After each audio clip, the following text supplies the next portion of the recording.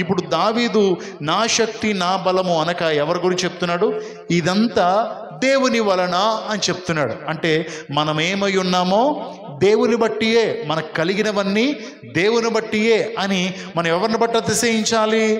దేవుణ్ణి బట్టి. అది కొరింథీయులకు రాసిన మొదటి పత్రికలో 4వ అధ్యాయంలో 7వ వచనంలో కూడా ఈ విధంగా ఉంటుంది. కొరింథీయులకు రాసిన మొదటి పత్రిక 4వ అధ్యాయం 7వ వచనంలో చూస్తే, ఎందుకనగా నీకు ఆధిక్యము కలుగ చేసిన వాడెవడు? నీకు కలిగిన వాటిలో పరుడు వలన నువ్వు పొందనిది ఏది? పొందియుండియు పొందనట్లు నీవు అతిశయింపనేలా ఇక్కడ అంటున్నాడు. నీకు అసలు ఆధిక్యతను కలుగు చేసిన వారెవరు? నీకు ఇట్టి స్థితి, ఈ భాగ్యం ఇచ్చిన వారెవరు? నువ్వు ఎవరి దగ్గర నుంచి పొందుకున్నావు? మనం దేవుని యొద్ద నుంచి పొందుకున్నాం. మనం ప్రతిదీ ప్రార్థన ద్వారానే పొందుకున్నాం. ప్రార్థన ద్వారా పొందుకున్న మనం ఎవరిని బట్టి అతిశయించాలి? దేవుణ్ణి బట్టి అతిశయించాలి. అంటే ఇక్కడ అంటున్నాడు, ఇక్కడ చెప్పే మాట, నువ్వు పొందియుండి పొందనట్లు నీవు అతిశయింపనేలా? మనం ఏమై ఉన్నామో దేవుని కృప అని చెప్పుకుంటాము, కానీ దేవుని బట్టి అతిశయం మనకు ఉండదు. అంటే కేవలం నోటి మాటకవే వస్తుంది. ఏదైనా పరిస్థితి నేను సంపాదించుకున్నాను, నేను చేసుకున్నాను, నేను కట్టుకున్నాను అనే మా ఆలోచనలు వస్తాయి. నేను పాస్టర్ని, ఎగ్జాంపుల్ నేను పాస్టర్ని. అసలు ఈ స్థితి ఇచ్చిన వాళ్ళు ఎవరు? ఈ ఆధిక్యత. మా కుటుంబంలో 5గురు, 2 అక్కోళ్ళు, 2 అన్నయ్యోళ్ళు, నేను. ఈ 5గురిలో ఆధిక్యతను దేవుడు నాకు ఇచ్చాడు. వాళ్ళు మంచి మంచి జాబుల్లో ఉండొచ్చు, కానీ ఈ ఆధిక్యత 5గురిలో నాకు మాత్రమే దక్కింది. దేవునికి స్తోత్రం. మునుపు ఎలా ఉండేవాడిని, ముందుపు ఏ స్థితిలో ఉండేవాడిని, ముందుపు నా పరిస్థితి ఏంటి, కానీ ఇప్పుడు నా ఆధిక్యత ఏంటి? దేని ద్వారా? యేసు రక్తములో కడగబడుట ద్వారా, పాపక్షపాపన పొందుకున్నట ద్వారా, ఆయనకి ఇష్టమై ఉండట ద్వారా ఇప్పుడు ఆయన నాకు ఈ ఆధిక్యత ఇచ్చాడు. దేవునికి స్తోత్రం, హల్లెలూయా. ఇప్పుడు దేవుడు నాకు ఇచ్చిన ఆధిక్యతని నా అతిశయంగా తీసుకుంటే ఎలా? సో అదే కాదు, మనకున్న సమస్తం ఎవరి వలన? దేవుని భూమియు దాని సంపూర్ణత దేవునిది. అట్టి దేవునిది అయి ఉండగా మనకి ఇచ్చాడు దేవుడు. కాబట్టి మనం ఎవరిని బట్టి అతిశయించాలా? దేవుణ్ణి బట్టి అతిశయించాలి. దేవునికి స్తోత్రం, హల్లెలూయా. అతిశయించేవాడు దేవుని బట్టి అతిశయించాలి. ఇప్పుడు అదే దావీదు చేస్తున్నాడు. నా చేతులకు యుద్ధము, నా యాళ్లకు పోరాటం ఆయన నేర్పించాడయ్యా, లేకపోతే నాకేముంది అంటున్నాడు. దావీదు చెప్తాడు కదా, గొర్రెల దొడ్లలో మనుషుల్ని అసలు నువ్వు ఎన్నుకోవడానికి, కింద చెప్తున్నాడు కదా, మనుషుల్ని ఎన్నుకోవడానికి మేము ఏపాటి వారం? అసలు దావీదుని ఎక్కడి నుంచి ఎన్నుకున్నాడు? గొర్రెల దొడ్లలో ఉన్న దావీదుని ఇశ్రాయేలు ప్రజలకు మహారాజుగా చేసేసాడు. దేవునికి స్తోత్రం. ఈ స్థితి దేవుడు ఇచ్చాడు. కాబట్టి దేవునికే మహిమ, ఆయన కృతజ్ఞతాస్తుతులు చెల్లిస్తున్నాను. ఎందుకంటే చెప్తున్నాడు, నాకు పోరాటము యుద్ధము ఆయనే నేర్పించాడు. దేవునికి స్తోత్రం, హల్లెలూయా. అయితే దేవుని పోరాటము యుద్ధం వచ్చింది కనుక ఇప్పుడు మనకు కూడా ఏం నేర్చుకోవాలి? మనం కూడా పోరాటము యుద్ధం నేర్చుకోవాలా? ఈ పోరాటము యుద్ధం దేంతో చేయాలి? మనం చేయాల్సింది అత్తగారితో, మాంగారితో, అమ్మతో, నాన్నతో, తోడుకోడలతో, తర్వాత ఇరుగు పొరుగు వారితో ఎప్పుడు పోరాటం చేయాలి. దేంతో చేయాలి? నోటుతో చేస్తాం, కత్తులు కర్రలతో చేస్తాం. సో కదా, ఎప్పుడు గొడవలే. మన నోటుతో చేసే పోరాటం అంతా ఇంత కాదు కదా.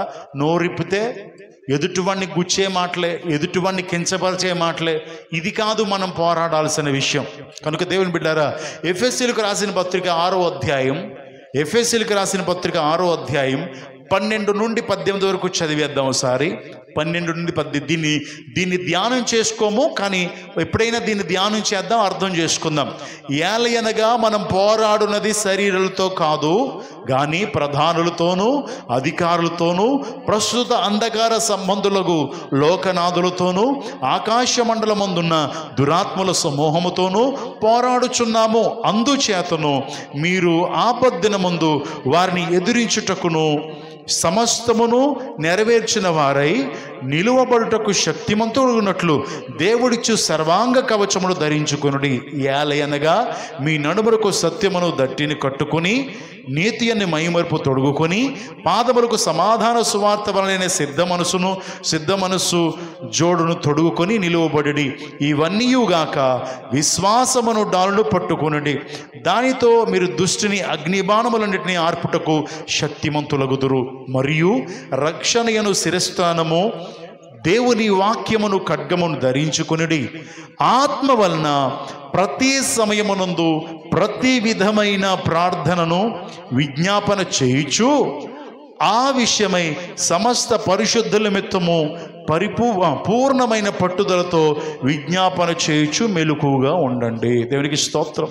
అంటే ఇప్పుడు కొత్త నిబంధనలో ఇప్పుడు ఇక్కడ దావీదు చెప్పిన దాని గురించి కాదు, కానీ ఇప్పుడు బల్లారదని కనుక మనం నేర్చుకుందాం.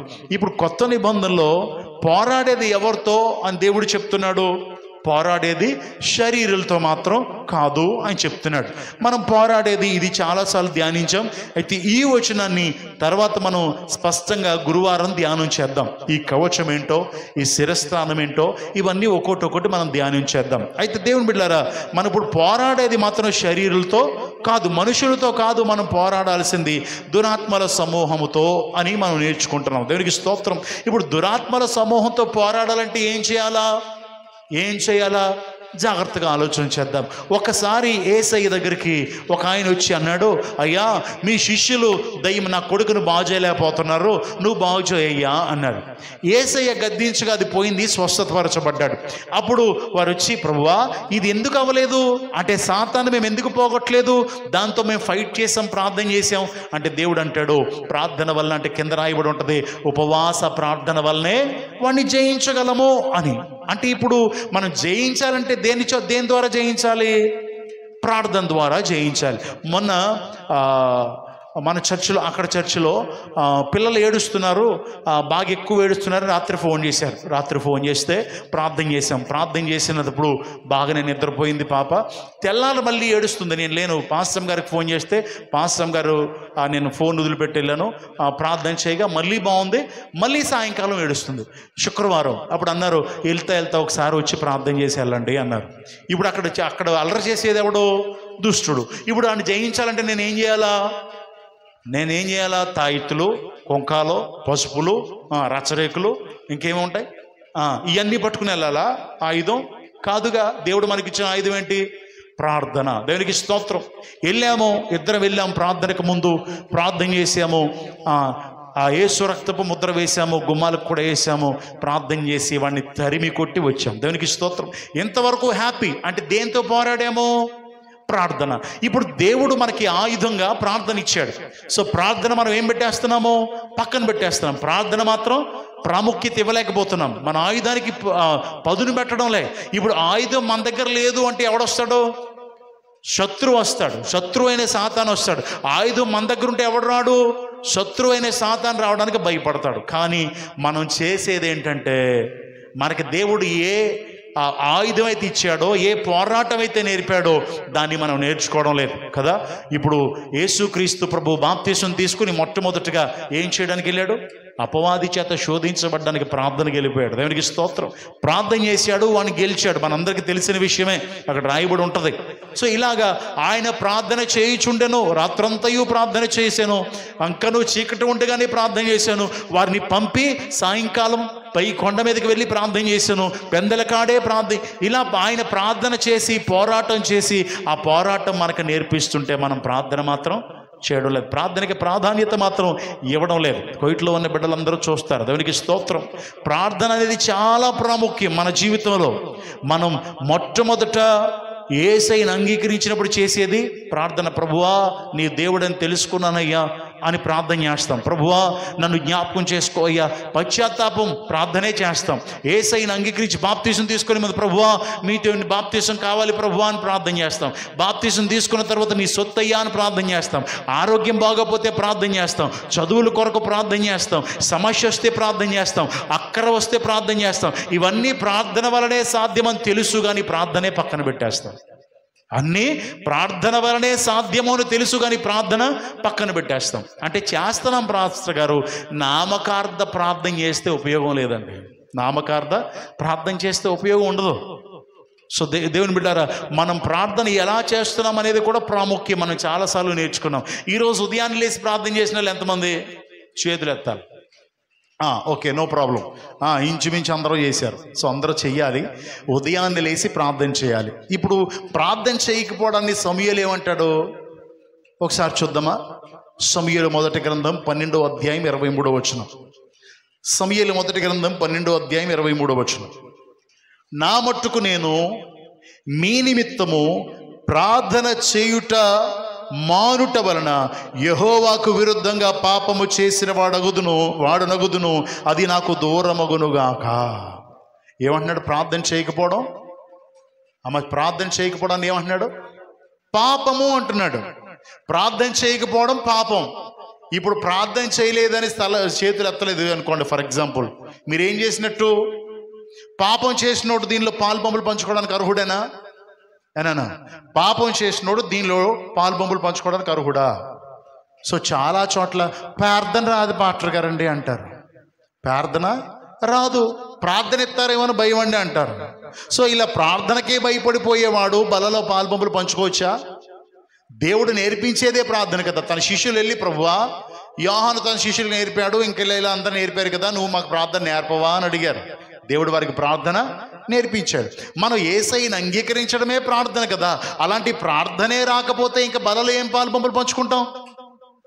ప్రార్థన చేయకపోవడాన్ని సమూయేలు అంటున్నాడు, అది పాపము అంటున్నాడు, అది నాకు దూరమగునుగాక అంటున్నాడు. అంటే ప్రార్థన లేని రోజు నా జీవితంలో ఉండకూడదు అంటున్నాడు. దేవునికి స్తోత్రం. మరి మనం ఎలా ఉంటున్నాం? ప్రార్థన నిర్లక్ష్యం చేస్తున్నామా? ప్రార్థన మనం అవాయిడ్ చేస్తున్నామా? ఆలోచన చేయాలి. ప్రాముఖ్యమైందే ప్రార్థన, కానీ ప్రార్థనకి మాత్రం మనం ప్రాధాన్యత ఇవ్వడం లేదు. మొన్న చెప్పాను గురువారం, ప్రతి దానికి ప్రాధాన్యత ఉంటుంది. నువ్వు ఎక్కడికైనా వెళ్ళాలి అంటే ప్రార్థనకి ప్రాధాన్యత. పొద్దున్నే లేచిపోతావు, అన్నీ చేసేసుకుంటావు, టిఫిన్ వండుతావు, అన్నం వండుతావు, రెడీ అవుతావు, ఆ బట్టలు వేసుకుంటావు, ఆ టిఫిన్ వండుతూ ఆ ఊసిలాడతావు, ఫోన్ వస్తే మాట్లాడతావు, ఆ టిఫిన్ చేస్తూ చక్కగా కుటుంబం అంతా కాలక్షేపం చేస్తారు, బట్టలు వేసుకుని బాగున్నానా లేదన్నా చూసుకుంటావు. వెళ్ళేటప్పుడు మాత్రం క్లుప్త ప్రార్థన చేస్తాం. వెళ్ళేటప్పుడు, ప్రభువా నాయన తండ్రి వెళ్తున్నాను కాపాడండి, ఆమేన్. సో దేనికి ప్రాధాన్యత ఇచ్చినట్టు? ఉదయం నుంచి అన్ని కార్యక్రమాలకి ప్రాధాన్యత ఇచ్చావు, తిండికి ప్రాధాన్యత ఇచ్చావు, పనులకు ప్రాధాన్యత ఇచ్చావు. దేనికి ఇవ్వలేదు? ప్రార్థనకి ప్రాధాన్యత ఇవ్వలేదు. నేను చెప్పాను కదా మొన్న, ప్రతి వారు ప్రార్థనకి ప్రాధాన్యత ఇవ్వాలి. ఎంత లేట్ అయినా పర్లేదు, ఏమైనా పర్లేదు, ప్రార్థన లేకుండా బయటికి రాకూడదు. మనం క్రైస్తవులు ప్రార్థన లేకుండా బయటికి రాకూడదు. ప్రార్థన వలనే ఘనమైన కార్యాలు జరుగుతాయని పాట పాడతాం. ప్రార్థన వలనే పయనము, దానిలో ఏమి ప్రార్థన వల్ల ఏమీ జరగకుండా ఉండదు, అన్నీ జరిగిపోతాయి అని పాటలు పాడేస్తాం. కానీ దేనికి ఇవ్వం సమయం? ప్రార్థన అలక్ష్యం చేస్తాం. ఇంకేది అలక్ష్యం చేయి. వంట వండుకోవడానికి టైం ఉంది, పిల్లల్ని పంపుకోవడానికి టైం ఉంది, చర్చికి రావడానికి టైం ఉంది, పాటలకు టైం ఉంది, వాక్యానికి టైం ఉంది, స్కూల్కి వెళ్ళడానికి టైం ఉంది, పనికి వెళ్ళడానికి టైం ఉంది. 8 దాటితే స్కూల్లో రానివ్వరు, 8:30 దాటితే పనికి రానివ్వరు, 9 దాటితే చివాట్లు పెడతారని భయం. అన్నిటికీ టైం ఉంది, కానీ ప్రార్థనకి టైము లేదు, క్రమము లేదు. ప్రార్థనకి టైము లేదు, క్రమము లేదు. మన జీవితాల్లో కార్యాలు ఎక్కడ జరుగుతాయి? మన జీవితాల్లో కార్యాలు ఎక్కడ జరుగుతాయి? ఆలోచన చేయాలని ప్రభువైన యేసుక్రీస్తు పేర మీకు మనవి చేస్తున్నాను. దుష్టుడు గర్జించు సింహం వలె, సమయం తక్కువ ఉందని వాడు వస్తూ ఉన్నాడు. మనం జయించే ప్రార్థన మన దగ్గర లేదు. దుష్టుడు వెంటాడేస్తున్నాడు అండి, దుష్టుడు ఇబ్బంది పెట్టేస్తున్నాడు అండి, శ్రమలండి, శోధనలండి అంటావు, కానీ దాని నుంచి తప్పించే ప్రార్థన మాత్రం చెయ్యలేకుండా పరిస్థితిలో ఉన్నాము. సో కనుక దేవుని బిడ్డలారా, మనం అలా ఉండకూడదు. ప్రార్థన శక్తిని కలిగి ఉండాలి. దేవునికి స్తోత్రం. ఎప్పుడైతే ప్రార్థన శక్తి నీ దగ్గర ఉంటుందో దుష్టుడు నిన్ను తాకడానికి భయపడతాడు. దేవునికి స్తోత్రం. హల్లెలూయా. మనం అనుకుంటాం, ఏమంటే ప్రార్థన చేస్తున్నాడు, ఎప్పటి నుంచో ప్రార్థన చేస్తున్నాడు, నేను పుట్టుక్రైస్తుండండి ప్రార్థన చేస్తాను, నేను ఎలా ఉన్నాను, ఆడేమో అలా ఉన్నాడు, నేనేమో ఇలా ఉన్నాను, వాడేమో అలా ఉన్నాడు అంటాం. ప్రార్థన చేసే ఉపయోగం, దేవుడు ఏం చేస్తే చూద్దాంలే. ప్రార్థన చేసేవాడిని కంపల్సరీ దేవుడు హెచ్చిస్తాడండి. ప్రార్థన శక్తి మనలో ఉంటే మనల్ని దీన స్థితిలో నుండి సంపన్న స్థితిలోనికి నడిపించగలిగిన దేవుడు మన దేవుడు. దీన దశ నుండి సంపన్న దశకి నడిపించగలిగిన దేవుడు మన దేవుడు. దేవుడికి స్తోత్రం. హల్లెలూయా. చదివే బిడ్డలు కూడా అనుకుంటారు, చదువుతున్నాం, ఏదో చిన్న జాబ్ వస్తుందిలే, వాళ్ళ పైన ఉంటారు, వాళ్ళు చదివిన దేవుడిని అంగీకరించిన వాళ్ళే అక్కడ ఉన్నారు, అంగీకరించిన మేము ఇక్కడ ఉన్నాం. సో ఇది క్రైస్తవులైన చాలా మందిలో ఉన్న అనుమానం.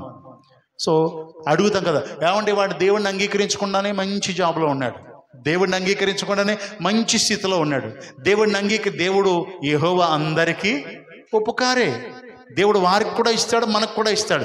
కానీ మనం ప్రార్థన చేస్తే అందరికంటే ఆధిక్యతని ఇస్తాడు. దేవునికి స్తోత్రం.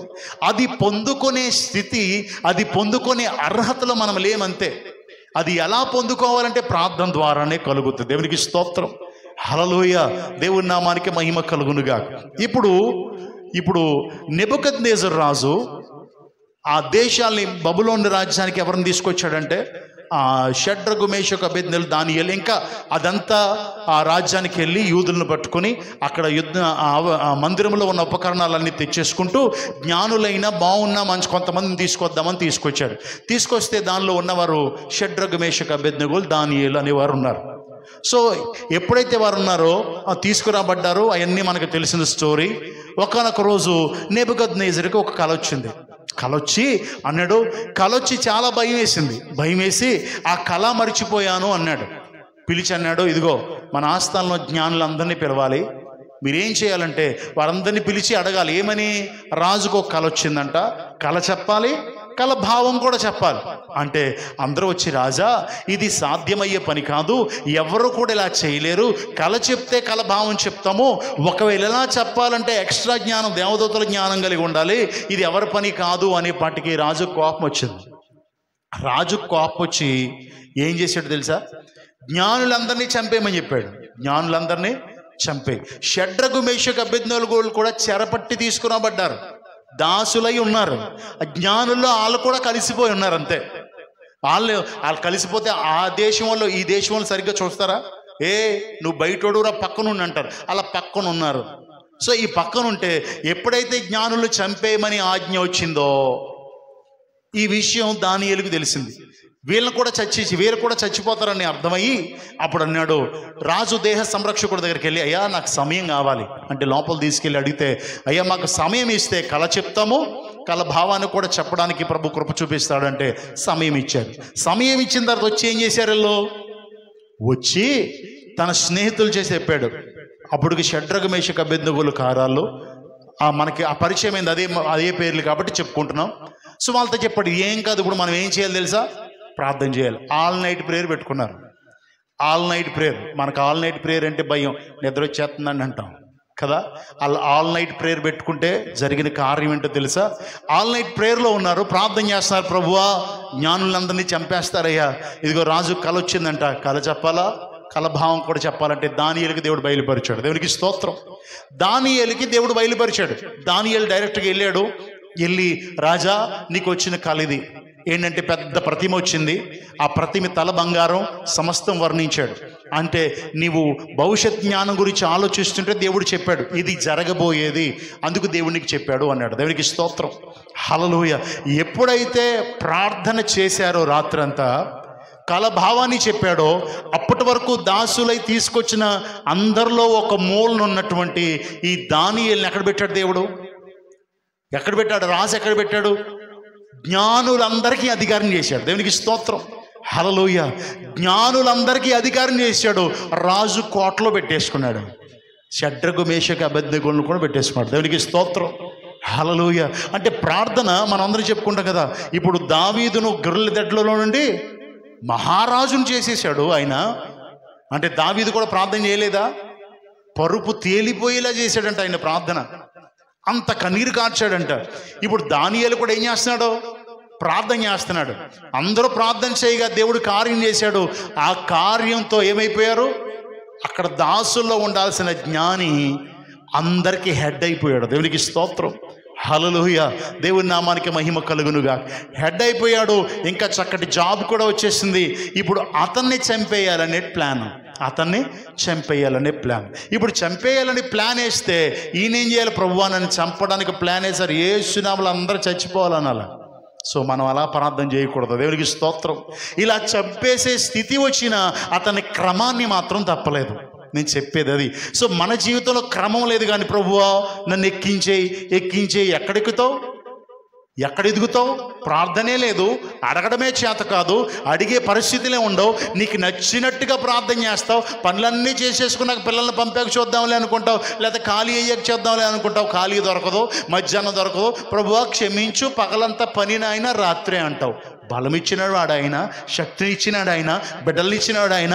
ఆయనకి ఉదయం నుంచి మాట్లాడే అవకాశం ఉండదు అంటే క్రమాన్ని తప్పినట్ట తప్పలేనట్ట? ఒక మంచి తీర్మానం తీసి, ప్రభువా ఇక మీదట ప్రభు ఉదయాన్నే లేచి నీతో గడపకుండా ఏం చేయను ప్రభువా అంటావు.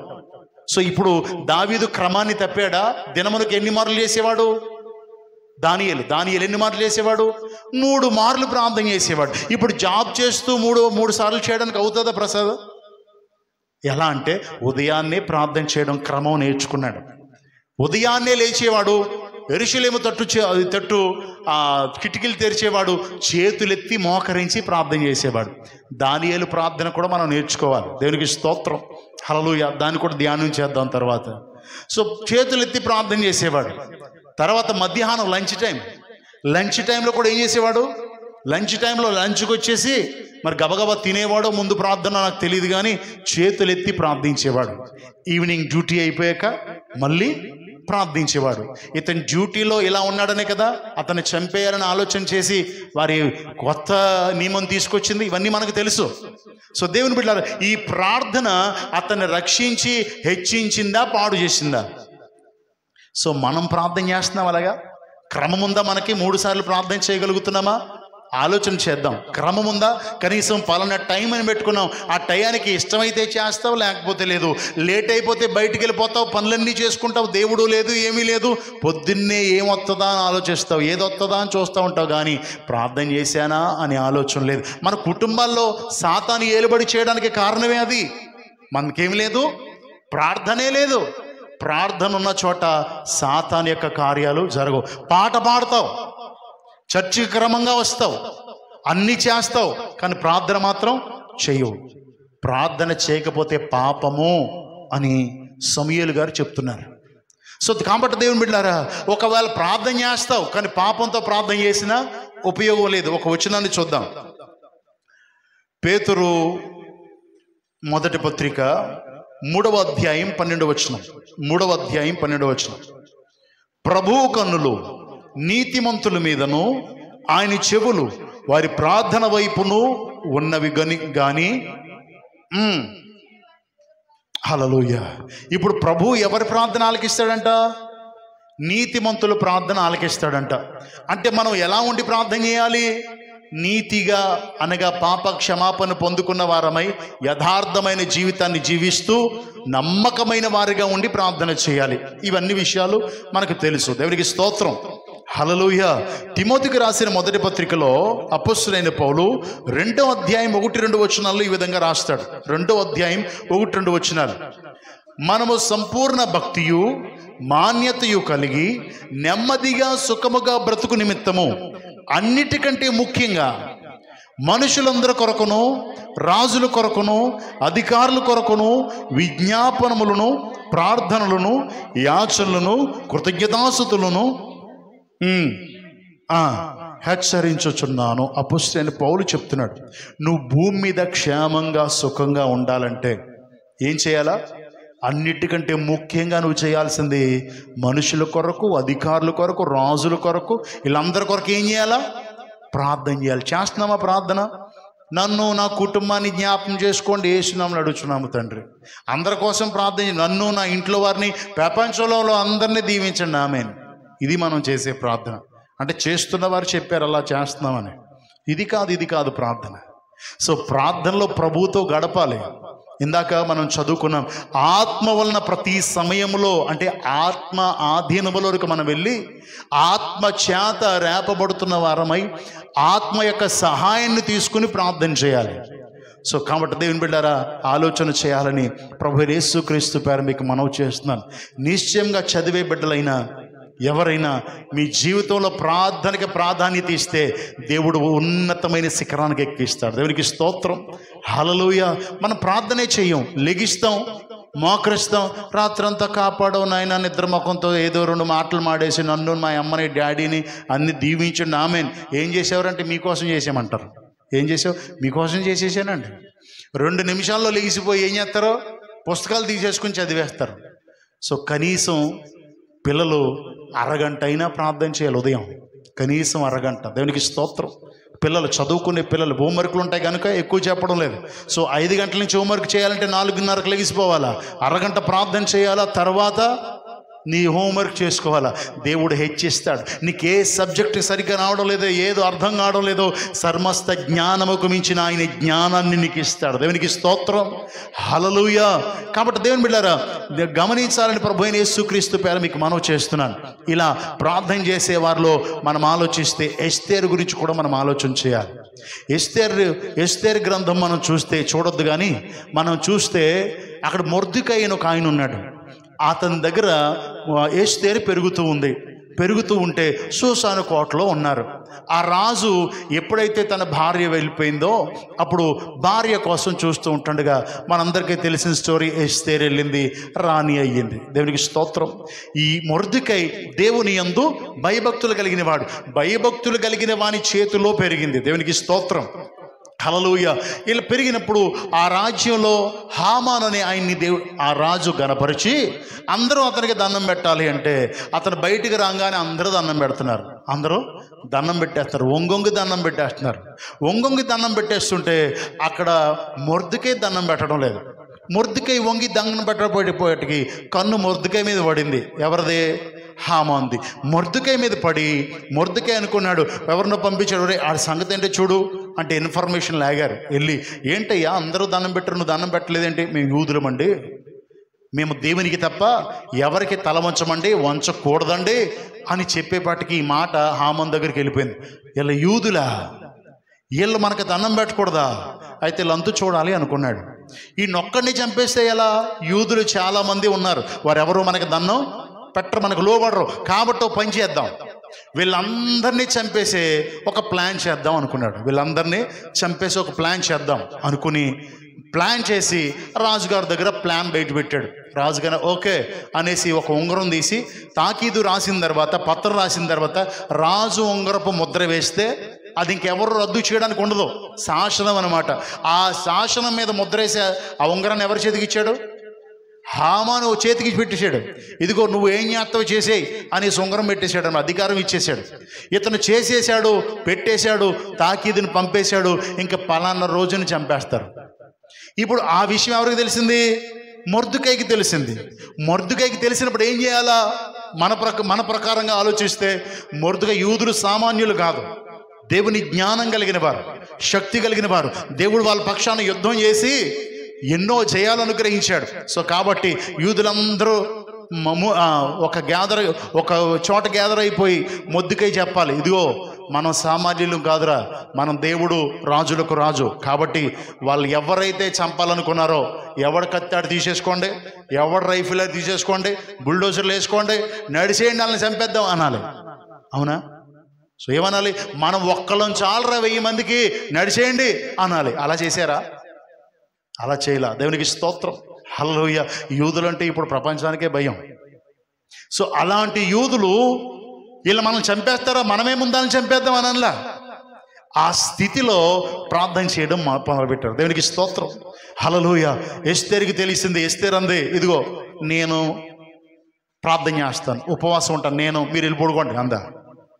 అనలేదు కదా. ఏమంది? మీరు కూడా సమాజంగా కూడికి మందిరంలోకి వెళ్ళి ప్రార్థన చేయండి, మీరు ప్రార్థన చేయండి, నేను కూడా ప్రార్థన చేస్తాను అంది. దేవునికి స్తోత్రం. ఈ ప్రార్థనలో నేను ప్రయత్నించే ప్రయత్నంలో ప్రాణం పోయినా సరే పర్వాలేదు, ప్రార్థన చేయండి అంద. దేవునికి స్తోత్రం. వీళ్ళెవరో యాక్చువల్ మొర్దెకై వీళ్ళందరూ ఎవరో చెరగొని తీసుకురాబడిన వారు, దాసులు. వాళ్ళు ప్రార్థన చేస్తున్నారు. వాళ్ళు ప్రార్థన చేస్తూ ఉంటుండగా చెరపట్టబడిన వారు అలో శేషించబడిన వారిలో వాళ్ళు ప్రార్థన చేస్తూ ఉంటుండగా ఈవిడు ప్రార్థన చేస్తుంది. చివరికి సిచ్యువేషన్ మనందరికీ తెలుసు. దేవుని బిడ్డలారా, ఇప్పుడు పరిస్థితి తారుమారైపోయింది. ఏ హామాన్ అయితే మొర్దెకైని వాళ్ళ యూదులను అందరినీ చంపేయాలి, ఇంకా వాళ్ళకి యూదులే ఉండకూడదు అనుకున్నాడో, అతని కొరకు ఉరుకై తయారు చేశాడో, ఆ ఉరుకై మీద ఇప్పుడు ఎవరెక్కుతున్నారు? హామాన్ ఎక్కేస్తున్నాడు. వీళ్ళేం మ్యాజిక్ వేశారు? వీళ్ళేం మంత్రం వేశారు? ప్రార్థన చేశారు. దేవునికి స్తోత్రం, హల్లెలూయా.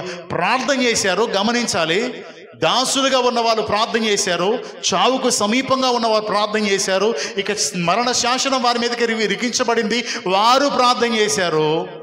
వారికి హెడ్ మొర్దెకై ఉన్నాడు.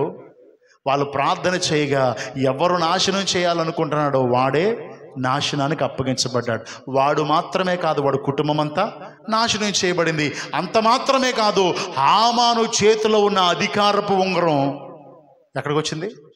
మొర్దెకై చేతికి వచ్చేసింది. దేవునికి స్తోత్రం.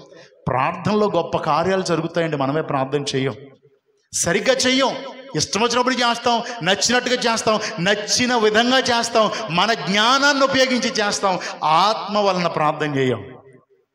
పరిస్థితిలో మొర్దెకై ప్రార్థన చేశాడు, అందరూ ప్రార్థన చేశాడు. ఇప్పుడు మొర్దెకై ఆ రాజ్యానికి మహామంత్రి అయిపోయాడు. దేవునికి స్తోత్రం. హల్లెలూయా. రాజు తర్వాత ఎక్కడ ఉండే స్థానం? దాసులుగా ఉండే స్థానం. దాసుల్లో నుంచి ఇప్పుడు మొర్దెకైని ఎక్కడ పెట్టాడు దేవుడు? ఎక్కడ పెట్టాడండి? ఆ కోటలో మంత్రిని చేశాడు. దేవునికి లాస్ట్ వచనంలో ఉంటుంది, మంత్రినే చేసేసాడు. అధికారపు ఉంగరం హామాను చేతిలో ఉన్న అధికారాన్ని దేవుడు మొర్దెకైకి ఇచ్చేశాడు. దేవునికి స్తోత్రం. మొర్దెకై ఏమి రాసి ముద్రెత్తే అదేక. దేనివల్ల? ప్రార్థన వలన. దేవునికి స్తోత్రం. హల్లెలూయా. కాబట్టి దేవుని ఆలోచన చేయాలి. దేవుణ్ణి మనం జ్ఞానం అడిగితే చదవడానికి దేవుడు జ్ఞానం ఇస్తే మనకి ఎవరు అందరూ. ఇశ్రాయేలు ప్రజల్ని పరిపాలించడానికి జ్ఞాని అయిన సొలొమోను దేవుడు అన్నాడు, ఏం కావాలి అడుగు అన్నాడు. దేవా నేను చిన్నోడిని, నాకు జ్ఞానమే చాలు అన్నాడు. దేవునికి స్తోత్రం. దేవుడు అన్నాడు, నీకు ఇచ్చేసాను చూసుకో అన్నాడు. జ్ఞానం ఇచ్చేసాను చూసుకో అంటే, మనం అందరు రాజులు ఉన్నారు, ఆయన ఉన్నాడు, పెద్ద గొప్ప ఏంటి? భూమి చాలా రాజ్యాలు ఉన్నాయి, ఎప్పటికే రాజ్యాలు ఉన్నాయి, అందరు రాజులు ఉన్నారు, ఆయన ఉన్నాడు. ఏంటి? ఆయన ప్రత్యేకంగా కనబడుతున్నాడు. దేవునికి స్తోత్రం. అందరు రాజులు వేరేగా కనబడుతున్నారు. సొలొమోనుకి పేరు జ్ఞాని అయినా సొలొమోను వేరేగా కనబడుతున్నాడు. లోకములో ఉన్న ఏ రాజు దగ్గరికి వెళ్ళలేదు షేబా దేశపు రాణి. అతని జ్ఞానాన్ని కనుగొనడానికి ఎక్కడి నుంచి వచ్చేసింది? దేశాలు దాటి వచ్చేసింది. ఎవరికి దగ్గరికి? జ్ఞాని అయిన సొలొమోను దగ్గరికి. ఏమి? ప్రత్యేకంగా కనబడుతున్నాడు. దేవునికి స్తోత్రం. అతని జ్ఞానానికి మితి లేదు. అతని జ్ఞానం, ఇంత జ్ఞానం ఎక్కడిది అని అందరూ ఆశ్చర్యపోయే రీతిలో ఉన్నాడు. నువ్వు అనుకోవచ్చు, నీ చదువుల్లో, నువ్వు చేసే పనిలో, నీకున్న స్థితిలో తక్కువ వాడిని అనుకోవద్దు. నువ్వు తక్కువవాడిగా ఉండొచ్చు, కానీ ప్రార్థన చేయి, నీ స్థితిని మార్చేస్తాడు దేవుడు. దేవునికి స్తోత్రం. బాలుడే దేవుడు రాజ్యం ఇచ్చాడు, జ్ఞానం ఇచ్చాడు. అతనికి ముందు కానీ వెనక కానీ ఎలాంటి జ్ఞానం కలిగిన వాడు లేడు. ఎలా పొందుకున్నాడు? ప్రార్థనలో అడిగాడు, ప్రభువా నాకు జ్ఞానమే చాలు అని. దేవునికి స్తోత్రం. ఇప్పుడు అందరు రాజుల్లో ఎవరు సెపరేట్ కనబడుతున్నారు? షేబా దేశపు రాణి ఆ రాజ్యం, ఈ రాజ్యం, ఆ రాజు, ఈ రాజు దగ్గరికి వెళ్ళిందా? సొలొమోనే సెపరేట్గా కనబడుతున్నాడు. దేవునికి స్తోత్రం. నీ స్కూల్లో ఫోటోస్ లాస్ట్లో ఉంటుందేమో, స్కూల్లో ఫోటో లాస్ట్లో ఉంటుందేమో, ప్రార్థన చేస్తే ఫస్ట్ తలకాయలో నేను పెట్టేస్తాడు. దేవునికి స్తోత్రం. హల్లెలూయా. కానీ మనం ఏం చెయ్యం? అదరా బెదరా చదువులు మన పిల్లలయ్యే కదా. పొద్దున్నే లేచిపోతారు, అదరా బెదరా ప్రార్థన చదువు కాదు. ఈ రోజు నుంచి మీరు ప్రార్థన స్థితిని మార్చండి. దేవుడు మీ జ్ఞానం అందరూ మీ వైపు చూసేలా చేస్తాడు. దేవునికి స్తోత్రం. హల్లెలూయా. దేవుని నామానికి మహిమ కలుగునుగాక. ఎంత ఉన్నత స్థితిలో ఉన్నా ఆ స్థితిలో నేను నిలబెట్టగలిగిన దేవుడు. ఇప్పుడు అతని కింద పైన చాలామంది ఉన్నారు, దానియేలు పైన జ్ఞానులైన వారు చాలామంది ఉన్నారు. అందరికీ పైగా ఇప్పుడు దానియేలుని దేవుడు హెచ్చించేశాడు. దేవునికి స్తోత్రం. అలా దానియేలును సంహరించాలనుకున్న వారు కూడా చచ్చిపోయారు. ఇతను చేసేది మాత్రం ప్రార్థన. మా ఇట్టి శాసనము సంతకము చేయబడనని ఎరిగి కూడా ఏం మానలేదు? ప్రార్థన మానలేదు. దేవునికి స్తోత్రం. ఎట్టి శాసనము? రాజుకు తప్ప ఎవరికి ప్రార్థన చేయకూడదనే శాసనము రాయబడినప్పటికీ దానియేలు ప్రార్థన మాత్రం మానలేదు. మోకరించి ప్రార్థన చేస్తూ ఉన్నాడు. దేవుడు సింహాల బోల్లో నుంచి తప్పించాడు. దేవునికి స్తోత్రం. ఆధిక్యతనిచ్చాడు, ఘనతనిచ్చాడు, హెచ్చించాడు. మనందరికీ తెలుసు, పౌలు శీలలు ప్రార్థన చేయగా ఏమైపోయింది? ఆల్ నైట్ ప్రేయర్లో ఉన్నారు. వాళ్ళు కూడా చీకట్లోనే కదా, దీపాలు అట్టుకుని వచ్చారు కదా. ఇప్పుడు అతను ఆ చెరసాల పడి చచ్చిపోవాలనుకుంటే ఆగు అన్నారు కదా. ఇప్పుడు వాళ్ళు కూడా ఏ ప్రేయర్లో ఉన్నారు? ఇప్పుడు పౌలు శీలలు కూడా ఆల్ నైట్ ప్రేయర్లో ఉన్నారు. ఆల్ నైట్ ప్రేయర్లో ప్రార్థన చేస్తే బొండ్లన్నీ విడిపోయినాయి, సంఖ్యలన్నీ తెగిపోయినాయి, తలుపులన్నీ ఓపెన్ అయిపోయినాయి. సో మనం కూడా ప్రార్థన చేస్తే ఆటంకాలన్నీ తొలగిపోతాయి, తలుపులన్నీ ఓపెన్ అయిపోతాయి మనకు. దేవునికి స్తోత్రం. కానీ మనం చెయ్యింది ప్రార్థనే. మళ్ళీ చెప్తున్నాను, దయతో గమనించండి. మనం చెయ్యండి ప్రార్థనే. ప్రార్థన సరిగ్గా చెయ్యం మనం. ప్రార్థనకి ప్రాధాన్యత ఇవ్వం, అన్నిటికీ ప్రాధాన్యత ఇస్తాం. పొద్దున లెగిసిన కాడి నుంచి చేయాల్సినవి అన్నీ చేస్తాం, వెళ్ళాల్సిన ప్రతి చోటకి వెళ్తాం. కానీ అయ్యో ఇది నా ప్రార్థన సమయం, నేను క్రమం తప్పకుండా ప్రార్థన చేయాలనే ప్రార్థన మాత్రం మనం చేయడం లేదు. కనుక ప్రియమైన దేవుని బిడ్డలారా, గమనించాలని ప్రభువైన యేసుక్రీస్తు పేర మీ అందరికీ మనవి చేస్తున్నాను. ఒక ఇల్లు కట్టడానికి పునాది మనం వేస్తాం, పునాదులు ఏం చేస్తాం? ప్రార్థన చేస్తాం. పునాది రాయేసి ప్రార్థన చేస్తాం. కట్టుబడిన తర్వాత ఓపెనింగ్కి ప్రార్థన చేస్తాం. అప్పుడు చెప్తాం, అమ్మ నిత్యము ఇంట్లో ఏముండాలా? ప్రార్థన ఉండాలా అని చెప్తాం. సో ఇప్పుడు మనం ఆత్మీయంగా కట్టబడినప్పుడు కూడా ప్రారంభ ప్రార్థనే, కానీ ఉండుండగా మనకు ప్రార్థన ఆత్మీయతలో దిగజారిపోతాం. మొన్న ఒకళ్ళింటికి వెళ్ళి దీని మీద కూడా స్టేర్ వేశారు కదా, పక్కన దీని మీద కూడా వేసి అయిపోయారా అని అడిగాం. అంటే ఫ్యామిలీకి సరిపోవట్లేదని. అంటే అప్పుడు అన్నారు, ఇది వేయడానికి కింద పునాది లేదయ్యా. అంటే అది ఎదగడానికి ఏం ప్రాబ్లం వచ్చింది? పునాది ప్రాబ్లం వచ్చింది.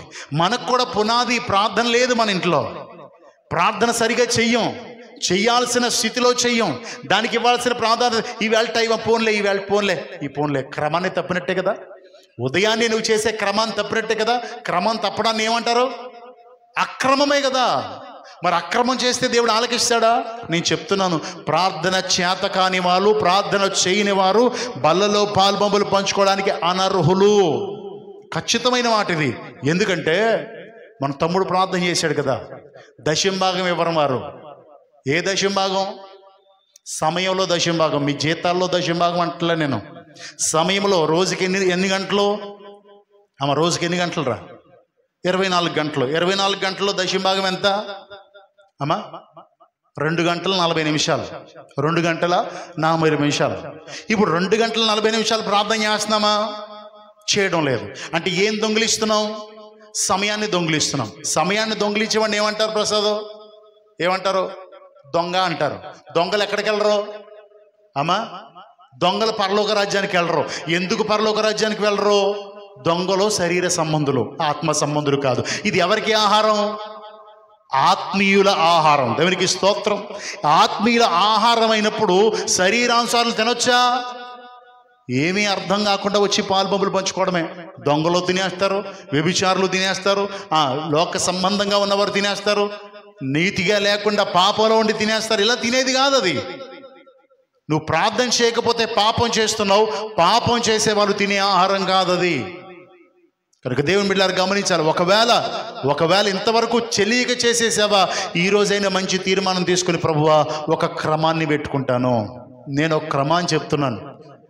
బిడ్డలు, చదువుకునే బిడ్డలు ఉదయం కంపల్సరీ అరగంట ప్రార్థన చేయండి. లెగిసిన వెంటనే ఎంత లేటుగా లెగిసినా పర్లేదు. 5 గంటలు లేసావా 5:30 వరకు ప్రార్థన చేసి 5:30 నుంచి చదువు. 5:30కి లేసావా 6 గంటల వరకు ప్రార్థన చేసి 6 గంటల నుంచి చదువు. కానీ ఒకవేళ నీ చదువుకు టైం కాకపోతే ప్రార్థన కుదించొద్దు, కానీ సమయాన్ని పెంచుకో. దేవునికి స్తోత్రం. పిల్లలు అరగంట ప్రార్థన చేయండి. పెద్దలు మాత్రం గంట ప్రార్థన చేయండి. లేవంగానే మోకరించి గంట ప్రభుతో గడపండి. మధ్యాహ్నం గడపండి, రాత్రి గడపండి. మనల్ని దాస్యత్వంలో ఉన్న మనల్ని బందీలుగా, ఎన్నిక లేని మనల్ని ఎక్కడ పెడతాడు దేవుడు? ఇంకా చాలా ఉన్నాయి. సమయం అవుతుంది. దేవునికి స్తోత్రం. ఇంకా చాలా చెప్పుకోవచ్చు మనం ప్రార్థన ద్వారా. ఇలా దేవుడు ఎంతమందిని హెచ్చించాడు, ఎంతమందిని గణపరిచాడు, ప్రార్థన చేస్తూ ఉండడానికి వారి స్థితిని ఎలా మార్చేశాడు, ఇవన్నీ చాలా మనం నేర్చుకోవచ్చు. కానీ అలా మనం కూడా అవ్వచ్చు. దేవునికి స్తోత్రం. ఆ దేవుడు, ఎస్తేరు దేవుడే మన దేవుడు కదమ్మా. మొర్దెకై ప్రార్థించిన దేవుడు మన దేవుడే కదా. దానియేలు ఏ దేవునికి ప్రార్థన చేశాడో అదే దేవునికి ప్రార్థన చేస్తున్నాం కదా. దావీదు ఏ దేవునికి ప్రార్థన చేశాడో అదే దేవునికి ప్రార్థన చేస్తున్నాం కదా. పౌలు శీలలు ఆ చెరసాల్లో ఉండి ఏ దేవునికి ప్రార్థన చేస్తారో అదే దేవునికి ప్రార్థన చేస్తున్నాం కదా. మరి ఎందుకు పగలడం లేదు? సంఖ్యలు తెగడం లేదు? ఎందుకు తలుపులు తెరవబడడం లేదు? వారు చేసిన ప్రార్థనకి మనకి ఏముంది? ఇప్పుడు తేడా ఉంది. దేవుడు నీతిమంతులు ప్రార్థన వింటాడంట. ప్రార్థన వింటే కంపల్సరీ కార్యం జరుగుద్ది. కనుక దేవుని బిడ్డలారా గమనించాలని ప్రభువైన యేసుక్రీస్తు పేర మీకు మనవి చేస్తూ ఉన్నాను. ప్రార్థన చేయమని దేవుడు చెప్పాడు కదా. యేసుక్రీస్తు ప్రభు ప్రార్థన చేశాడు, మనకి ప్రార్థన చేయమని చెప్పాడు. మీరు ప్రార్థన చేయనప్పుడు అంటే చేయమని అని అర్థం. మీరు ఉపవాసం ఉన్నప్పుడు అంటే ఉపవాసం ఉండమని అని అర్థం. ఇవన్నీ దేవుడే చేయమని చెప్పాడు. కానీ చెయ్యమని చెప్పిన పనిని మానేసి మనం అన్నీ చేసేస్తున్నాం. చేయమని చెప్పిన పనిని మానేసి అన్నీ చేసేస్తున్నాం. కనుక పెద్దలైన వారు కంపల్సరీ 2.5 గంటలు ప్రభువుకి ఇచ్చేయండి.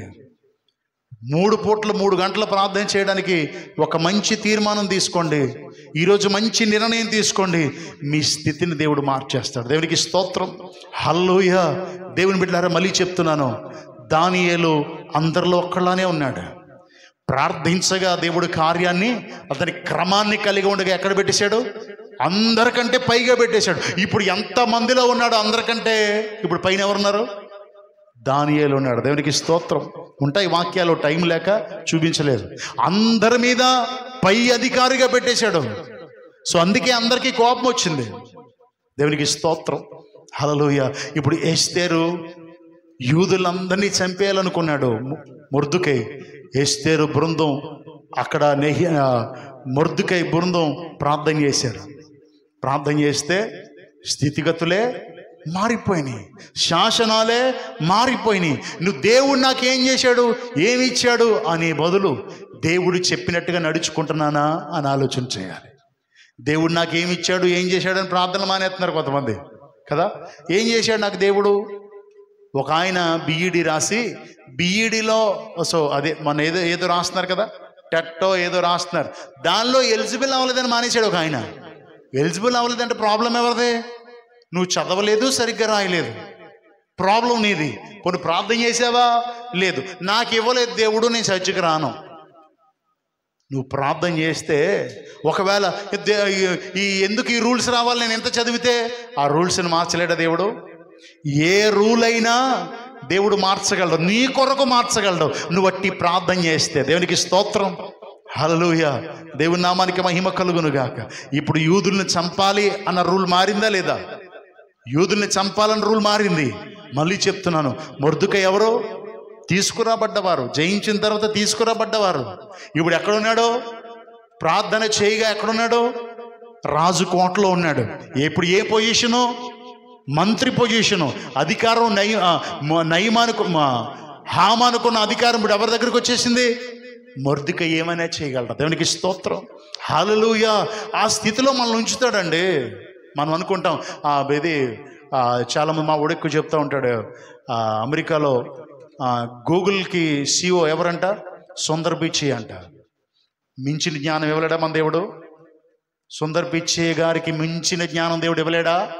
ఇవ్వగలడు నువ్వు అడిగితే. దేవునికి స్తోత్రం.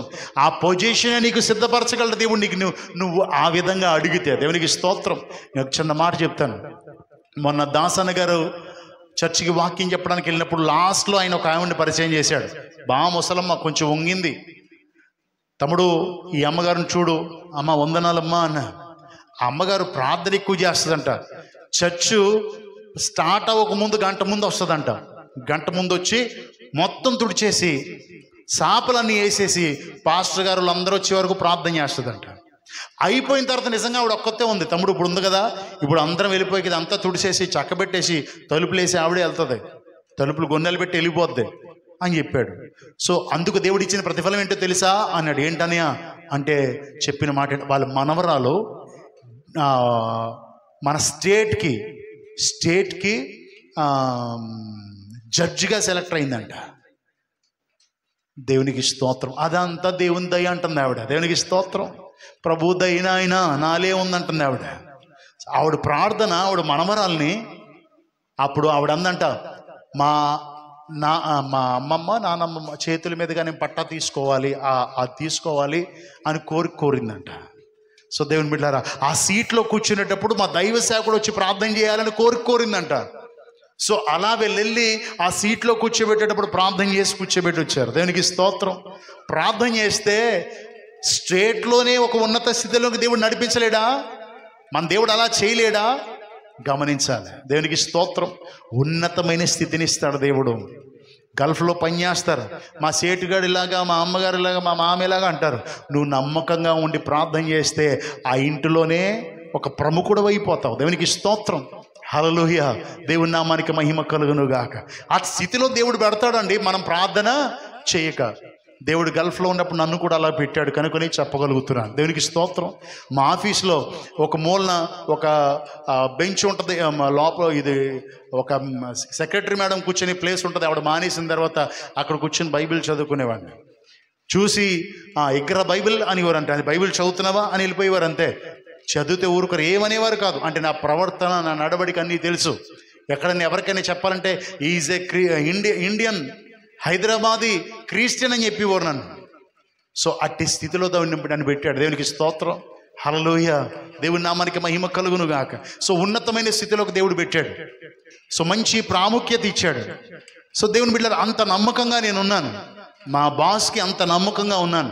ఇంచుమించు చాలా డబ్బు నాకు పంపించాడు. అంటే నాకు తినడానికి కాదు, శాలరీలు ఇవ్వడానికి. దేనిలో ఇంత తేడా వచ్చేది కాదు. మా ఫ్రెండ్స్ అన్నారు, ఒరే ఇంత డబ్బు వచ్చింది కదా, ఒకసారి ఆ కోయిట్లో నేషనల్ బ్యాంకులోకి వెళ్ళి నా జీపు లోపలికి వెళ్ళి వెనకాల డోర్ తెరిస్తే సినిమాల్లో చూస్తాం, ఇలా చక్రాలతో తలుపు తీస్తే అన్ని డాలర్స్ పేర్చున్నాయి. ఆ డాలర్స్ నా డిక్కీలో పేర్చారు, బ్యాగులో డిక్కీలో పేరిస్తే జాగ్రత్తగా లాక్ చేసుకుని వెళ్ళి ఎవరెవరికి శాలరీ అన్నాడు అన్నిటికీ, ఎన్నో 6 నెలల నుంచి పంపన్నాడు, అన్నిటికీ పంపేశాను. అన్నిటికీ పంపేసిన తర్వాత ఇంకా $2,000 మిగిలాయి. మనమైతే ఏం చేస్తాం, వెళ్ళావా, ఎక్కడున్నావు, టర్నింగ్ దాటావా, జాగ్రత్తగా వెళ్ళావా, అక్కడ ఉన్నావా అంటాం. తెలుసా, పంపిన రోజు నాకు ఫోన్ చేయలా, పంపానని మెసేజ్ పెట్టాడంతే. అప్పట్లో వాట్సాప్లు లేవు అంతగా. పంపించిన అతను ఆ మర్నాడు అక్కడ ఇక్కడి నుంచి కాకినాడ నుంచి మూర్తిరాజు గారు వచ్చారు. ఆయన ప్రతిరోజు నేను కారు మీద ప్రేయర్కి తిప్పేవాడిని. సో ఈ హడావుడిలో ఇది అయిపోయిన తర్వాత ఆయన్ని తెలుసుకుని ప్రేయర్కి వెళ్ళిపోయాను. మర్నాడు ఫోన్ చేసి మా సేటుకి, మా బాస్కి, స్పెయిన్లో ఉన్న మా బాస్కి నేను చెప్పే వరకు నన్ను అడగలేదు. దేవునికి స్తోత్రం, నమ్మిక కాదా. మా ఫ్రెండ్స్ అన్నారు, రే నీ దగ్గర పాస్పోర్ట్ ఉంది కదరా, పాస్పోర్ట్ ఉంది కాబట్టి నువ్వు ఇంటికి వెళ్ళిపో అంటే నా దగ్గర పాస్పోర్ట్ పెట్టాడు కొన్ని ఇంపార్టెంట్ పనులకి అటు ఇటు వెళ్ళడానికి. సో నువ్వు వెళ్ళిపో, నీ వెనకాల డబ్బులు పంపేస్తాం. నేను ఒకటే చెప్పాను, మా నాన్నగారు పాస్టర్ గారు, అయినా నేను ఇలాంటి అన్యాయపు సొమ్ముకి ఆశ్రయించను. దేవునికి స్తోత్రం. నన్ను తీసేయాలని ప్రయత్నం చేశారు. ఆ జాబ్ కొట్టేద్దామని ప్రయత్నం చేసి, అంటే నాకు అక్కమ్మ మార్కలేదు, రెసిడెన్స్ మార్కలేదు. నేను ఖాదీలో ఉన్నాను, షూన్ అవ్వాలి, మార్కలేదు. అప్పుడు అన్నారు, వీడికి మార్కలేదండి, వీడిని తీసేద్దాము, తీసేసి మంచోడిని పెడదాము అన్నాడు. మా బాస్ అన్నాడు, ఎక్కడి నుంచో మంచోడిని తీసుకొస్తావు, కర్బూజా అంటే ఆ అరబీలో పుచ్చకాయలు ఏముంటుంది, నీళ్ళు గింజలు తొక్క అన్నీ ఉంటాయి, దాన్ని కలగలుపుని వాళ్ళు అలా అంటారు, ఎక్కడి నుంచో పుచ్చకాయని తెత్తే నాకు కావాలా, ఈడే కావాలి అన్నాడు. దేవునికి స్తోత్రం, హల్లెలూయా. సో వాడి వల్ల అవ్వట్లేదు అన్నాడు. ఆ పేపర్లు ఎలాగే అన్నాడు. పేపర్లు తీసుకున్నాడు, ఎంపీ దగ్గరికి వెళ్ళారు. ఎంపీ దగ్గరికి వెళ్ళి కోయిట్లో ఎంపీ దగ్గరికి వెళ్ళి స్టాంప్ పెట్టుకున్నాడు. స్టాంప్ కొట్టించేప్పుడు అన్నాడు, ఇదిగో పట్టుకెళ్ళి చేయించు, ఈడికే చేయించు అన్నాడు. దేవునికి స్తోత్రం. ఎందుకు ఈ మాటలు చెప్తున్నానంటే, ప్రార్థన చేస్తే మన స్థితిని దేవుడు మార్చేస్తాడు. దేవునికి స్తోత్రం. మన పరిస్థితిని దేవుడు మారుస్తాడండి. అందుకే చెప్పాను కదా, 2011లో నేను వచ్చేపాటికి నా శాలరీ 80,000కి వెళ్ళిపోయింది. స్టార్టింగ్లో నా శాలరీ 9,000. 9,000 నుంచి దేవుడు ఎక్కడ హెచ్చించాడు, 80,000కి హెచ్చించాడు. సో అంతకంటే గొప్ప ఆధిక్యత ఇప్పుడు నాకు దేవుడు ఇచ్చాడు. దేవునికి స్తోత్రం, హల్లెలూయా. మనం ప్రార్థన చేయకుండా దేవుడు ఏం చేస్తాడు? ప్రార్థనకి సమయం ఇవ్వకుండా, ప్రార్థనకి ప్రత్యేకత ఇవ్వకుండా, ప్రార్థనకి విలువ ఇవ్వకుండా, ప్రార్థనకి పదును పెట్టకుండా, ప్రార్థన అన్నీ చేసి ప్రార్థన మాత్రమే అవాయిడ్ చేసి ప్రభువా నాయన అని అవసరం వస్తే ఆయన ఏం చేస్తాడు? కనుక మనం ఇప్పుడు ఏం చేయాలా? ఈరోజు మంచి తీర్మానం చేసుకోవాలి. ప్రభువా, దీనిలో పాలు పంచుకునే అర్హత నాకు లేదు, ఎందుకంటే దొంగనైపోయాను. ఎంత సమయం ఇవ్వడం లేదు, 2:30 ఇవ్వడం లేదు. కాబట్టి ఇక నుంచి 2 గంటలు 40 నిమిషాలు ప్రార్థన చేసే కృపని ఈరోజు తెలుసుకున్నాను. కాబట్టి ఈరోజు నుంచి క్రమాన్ని మరిచిపోను, క్రమాన్ని మానను. ఈరోజు నుంచి అట్టి భాగ్యం అయ్యా. నిజంగా మీరు అట్టి ప్రార్థన చేయండి, యథార్థంగా ప్రార్థన చేయండి, దేవుడు స్థితిగతులే మార్చేస్తాడు. దేవుడికి స్తోత్రం, హల్లెలూయా. మళ్ళీ చెప్తున్నాను, దానియేలు దేవుడే మన దేవుడు. షడ్రగ్ మేషక్ అబేద్నెగోలు దానియేలు దేవుడే మన దేవుడు. మొర్దెకై ఎస్తేరు ఆరాధించిన దేవుడే మన దేవుడు. దావీదు దేవుడే మన దేవుడు. ఆయనలో తేడా లేదు. ఎవరిలో తేడా ఉంది? మనలో తేడా ఉంది. నువ్వు చదివే దానిలో హెచ్చించబడాలన్నా, ఉద్యోగంలో హెచ్చించబడాలన్నా, నీ స్థితి మారాలన్నా, హీనమైన దిశలో ఉన్న నిన్ను సంపన్న దశలోనికి దేవుడు నడిపించాలన్నా చేయాల్సింది ప్రార్థన. ప్రార్థన అవాయిడ్ చేయకండి, ప్రార్థన నిర్లక్ష్యం చేయకండి. ప్రార్థనని మీ ఇష్టానుసారంగా నచ్చిన సమయాల్లో తీసుకుందాంలే అని మార్చేయకండి. దయచేసి ప్రియమైన దేవుని బిడ్డలందరికీ నేను మనవి చేస్తున్నటువంటి మనవి, ప్రార్థనకి ప్రత్యేకమైన సమయాన్ని పెట్టి ఆ సమయానికి విలువ ఇవ్వండి. వంట చేసుకోవడానికి ఇచ్చే విలువ, తినడానికి ఇచ్చే విలువ, దేవుని మందిరానికి రావడానికి వచ్చేటువంటి విలువ, అన్నిటికీ స్కూల్కి వెళ్ళడానికి విలువ, అన్నిటికీ సమయం ఉంది, వాల్యూ ఉంది. ప్రార్థనకి మాత్రమే. కానీ ప్రార్థనే మనల్ని బ్రతికించేది. దేవునికి స్తోత్రం. ప్రార్థనే మనల్ని నడిపించేది. ప్రార్థనే మన ఊపిరి కావాలి. ప్రార్థనే మన పరమునకు చేర్చేది. కనుక దేవుని బిడ్డలారా ఆలోచన చేయండి. మన ఆత్మీయ జీవితం కూడా ఎప్పుడు ప్రారంభమవుద్ది? ప్రార్థన ద్వారానే కదా. వాక్యమిని మోకరించి ప్రార్థించి ప్రారంభించిన నీ ప్రార్థన ఎక్కడ ముగించాలి? నువ్వు చేర్చబడిన తర్వాత. దేవునికి స్తోత్రం. దేవాది దేవుడు కూడా సిలువలో శ్రమ పడుతూ కూడా మొట్టమొదటి మాటలో ప్రార్థన చేస్తున్నాడు. తండ్రి, నీకు వీరేమి చేయించున్నారు, వీరెరుగురు విని క్షమించు. చివరి మాటలో కూడా తండ్రి, నీ ఆత్మకు నీ చేతికి నా ఆత్మను. సో అలాంటి దేవుని బిడ్డలమైన మనం ఆ క్రమాన్ని దేవుడు నేర్పిస్తూ ఉంటే ప్రార్థనే చెయ్యం. మొక్కుబడి ప్రార్థన, ఏదో ఇష్టానుసారమైన ప్రార్థన, నచ్చిన ప్రార్థన ఇది కాదు.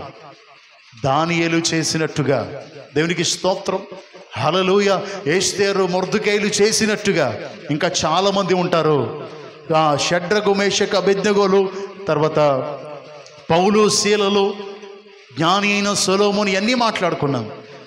సొలొమోనుకి జ్ఞానం ఇచ్చిన దేవుడే మన దేవుడు కదా. మన బిడ్డలకి జ్ఞానం ఇవ్వలేడా? అమ్మ మీకు ఇవ్వలేడా? చదువుకునే మీకు ఇవ్వలేడా? మించిన జ్ఞానం ఇస్తాడు. దేవునికి స్తోత్రం. అంటే నీ స్కూల్లో వారికి మించిన జ్ఞానం ఇస్తాడు. అవసరమైతే నీ టీచర్లకే చెప్పే విధంగా నిన్ను ఉంచుతాడు. కానీ నువ్వు అడగడంలోనే తేడా. మనం దేవుణ్ణి అడగడంలోనే తేడా. అడుగుదాం, ప్రార్థన చేద్దాం, మోకరిద్దాం, ప్రార్థన చేద్దాం. ఈ రోజునిచ్చిన క్రమాన్ని మారుస్తాను ప్రభు అని చెబుదాం. ప్రియ దేవుని బిడ్డ,